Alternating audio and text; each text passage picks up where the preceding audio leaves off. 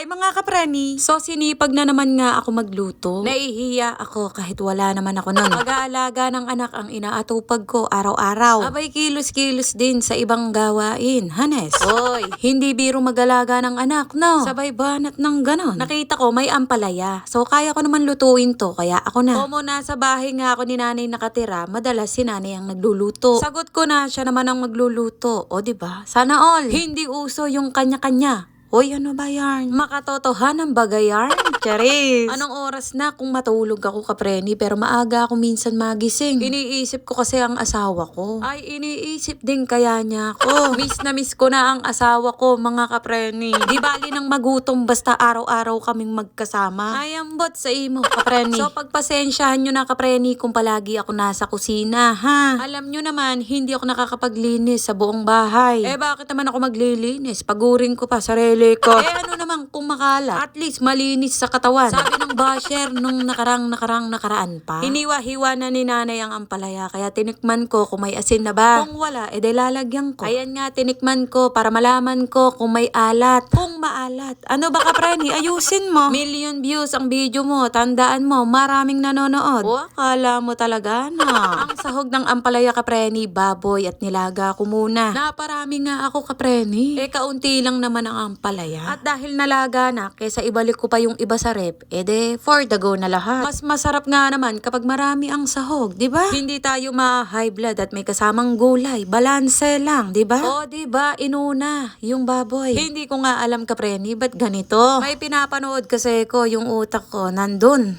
sa pinapanood ko. Nag-loading pa nga. Bawang sibuyas, kamatis, tapos patis. Ganyan lang naman ang pagluluto niyan. Basic na basic. Ilang beses na ata ako nagluluto ng ginisang ampalaya. Ulit-ulit na lang tayo kapreni, no? Wala bang magko-comment sa inyo na paulit-ulit na lang ang video ko? Abay mag-comment kayo. Huwag kayong mahiya at di ko naman din kayo papansin. Hindi kita pag-aaksayahan ng panahon, no? Huwag kang bitter. Oh, luto na. Huwag kang napaka-ano mo. Bawal magalit dito, ha? Dapat ako lang. Sorry na. Akalain nyo yun, kapreni, yung lumpia nung piyesta, meron pa. Iba talaga kapag may ref. Kung wala kaming ref, kapreni, ubos din to nung piyesta. Kung makikilagay sa ibang ref, mamimigay ka. Eh, madamot ka. Eh, hindi ka makikilagay, di ba? Charis, joke lang yan. Huwag baka seryosohin nyo, walang ganon. Huwag kang nang ba? Puro ka kapreni. Ay sus. So, pinrito ko na rin ang lumpia. Ito ang ulam namin ng tanghalian. At ginisang ampalaya. O, diba? Ganon sana. So, ganon lang kapreni. Tambay na naman tayo. Paano pa nga ba ang gagawin? Ganon lang talaga. O siya, hanggang dito na lang. Maraming salamat sa mga nanood. Bye mga kapreni.